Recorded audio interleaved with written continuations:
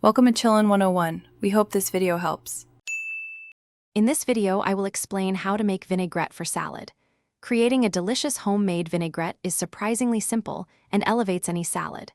We'll start with the fundamental ratio that ensures a perfectly balanced dressing every time. Then, we'll explore the core ingredients you'll need, focusing on quality and flavor. Finally, I'll show you a straightforward method to emulsify your vinaigrette, achieving that smooth, creamy texture without any fuss. Get ready to transform your salads. The secret to a great vinaigrette lies in its ratio: 2 parts oil to 1 part acid. For the oil, extra virgin olive oil is highly recommended for its robust flavor and beneficial properties.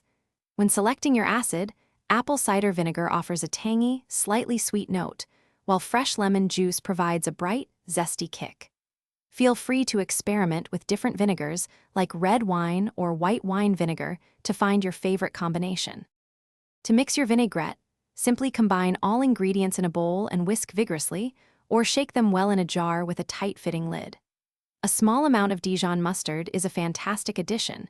It helps emulsify the dressing, creating a smoother texture, and adds a lovely depth of flavor. Don't forget to season generously with salt and freshly ground black pepper. You can also incorporate fresh or dried herbs like oregano or basil for extra zest. Your freshly made vinaigrette can be stored in an airtight container in the refrigerator for up to 5 days. If it separates, which is natural, just give it a good shake before serving to re-emulsify everything. This simple dressing is incredibly versatile, perfect for green salads, grain bowls, or even as a marinade.